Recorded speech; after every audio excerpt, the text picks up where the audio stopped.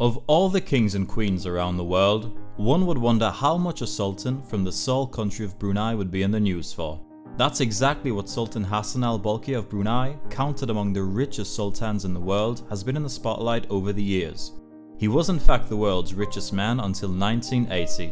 But even beyond him, unlike the strict and disciplinarian monarch, it was his brother Prince Jefri Bolkiah who has led an exorbitantly lavish lifestyle. Today we're going to be talking about the top 10 inside details of the Prince of Brunei's billionaire lifestyle. Hey everyone, and welcome back to our channel. Make sure you stay until number 1 as you don't want to miss this coverage of the Playboy Prince and his indulgences. Grab your seat and let's begin. So the first thing we start our video with today is tits. And no, it's not what you're thinking of. Bruh. Did you know that Prince Jefri owns a luxury yacht called Tits? Well, Tits is where the prince likes to entertain his girlfriends and the many other girls in his life.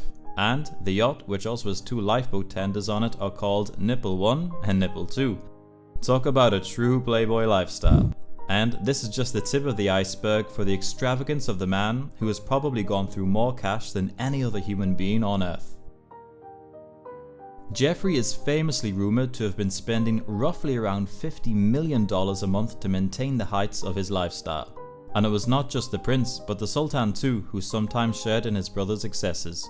The brothers routinely travelled with 100-member entourages and emptied entire inventories of stores such as Armani and Versace, buying 100 suits of the same colour at a time. When they partied, they indulged in just about everything forbidden in a Muslim country. Afforded 4 wives by Islamic law, they left their multiple spouses and scores of children in their palaces while they allegedly sent emissaries to comb the globe for the sexiest women they could find in order to create a harem the likes of which the world had never known. The prince, who owns 200 companies, has bought more than 500 properties, including a collection of 5-star hotels around the world. He owned the New York Palace, Hotel Bel Air of Los Angeles, and the Plaza Athénée in Paris. Besides these, he even bought London's former Playboy Club for $34 million. This was more than 4 times its market value at the time. To travel to these properties all over the world, Jefri owns 17 airplanes, including a private Boeing 747 and a helicopter. His car collection boasts of 2,300 luxury cars, including Ferraris, Rolls-Royces and Bentleys. And for aesthetics, he has acquired paintings by Manet, Degas and one particular Renoir for a record $70 million. In 2010, American woman Gillian Lauren published a book about her former experiences as Prince Jefri's number 2 girlfriend. In Some Girls, My Life in a Harem, she said the prince paid for young attractive women for short-term hires of 3 weeks and others for staying of up to a year or more. She wrote that Jefri, who liked to be called Robin, housed the women in luxury digs in the grounds of Brunei's royal estate and paid them around $2,000 a week. One girlfriend later auctioned off the necklace given to her by the prince for $100,000. The palace is located among the leafy riverside hills on the banks of the Brunei River, a few kilometers southwest of Bandar Seri Begawan, Brunei's capital city. The women, who were also given jewellery, were required to attend Prince Jefri's parties where he entertained his male friends. The prince would ultimately depart the function with one particular girl of his choice. The harem allegedly included a penthouse pet of the year and a TV actress. After buying Asprey, London jeweller to the Queen for $385 million, he commissioned erotic fountain pens and jewel-encrusted watches depicting couples having sex, each worth $1.3 million. He commissioned artist J. Seward Johnson to create an $800,000 sexually explicit statue.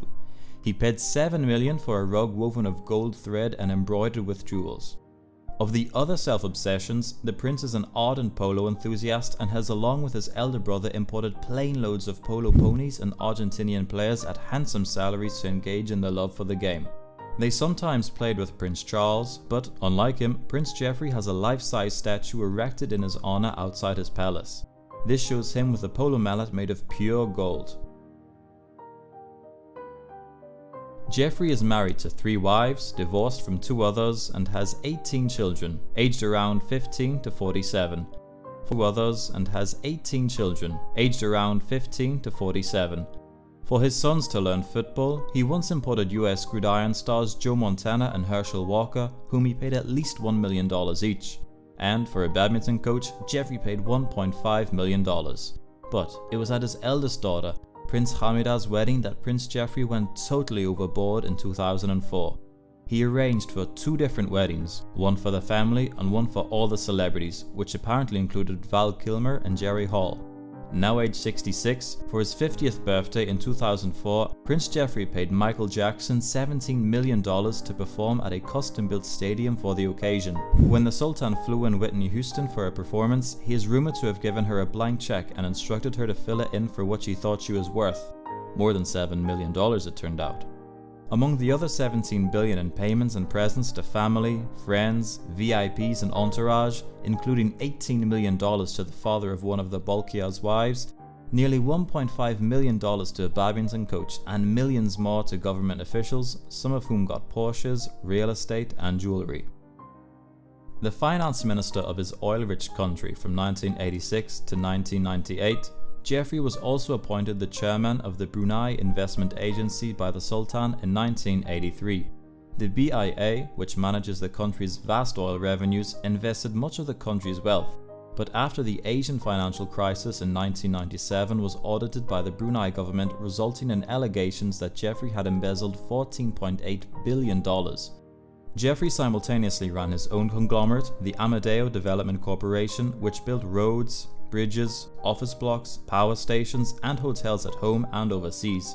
In Brunei, he built a school and a hospital, as well as a huge hotel complex and amusement park, and introduced satellite TV and his favourite London radio station. He denied the charges, but in 2000 agreed to relinquish his assets and avoided prosecution. It was the freezing of the assets by the crown that led to the prince finally being reined in by his brother Sultan Hassanal. Jefri's remaining assets were sold off by the crown in a 2001 auction. It is reported that it took almost 6 days to sell off over 10,000 items on the list. The auction included one 8-foot bronze Trojan horse, several jacuzzi covered in gold plates, several statues of flamingos, a Comanche helicopter simulator, a plane and an F1 race car. It is also reported that there were many other items which were quietly let off by the crown and had been taken offshores to be sold to help the prince. After all, he is family. Following the audit of his spending, Jefri was forced to surrender 5 diamonds worth $200 million. He also gave up his cars, aircraft, 100 paintings, 5 boats and thousands of other possessions. Legal issues forced Prince Jefri from Brunei, and litigation in the British High Court resulted in a warrant being issued for alleged contempt of court. However, since 2009, his 72-year-old older brother, His Royal Highness the Sultan, who also has multiple wives, has forgiven Jefri, and after all, it is a family matter. The prince has been allowed to return to Brunei and has made public appearances with members of the royal family. The playboy Prince Jefri Bolkiah led an exorbitantly lavish lifestyle, flying in plane loads of women who he entertained and showered with gifts. The notoriously extravagant and wanton lifestyle past of Prince Jefri is in stark contrast to his older brother's stringent new laws. But make no mistakes that the Sultan is left behind. He lives in a palace which holds the Guinness record for the world's largest residential palace. He got Jack Nicklaus to design a golf course for him at one of his hotels, and he has his own private zoo with Bengal tigers among other exotic animals. While you are here, go ahead and check out one of these 2 videos on your screen. For more interesting facts about famous people, subscribe to this channel, and if you enjoyed it, leave a like. We will be waiting for you in another amazing video. See you there.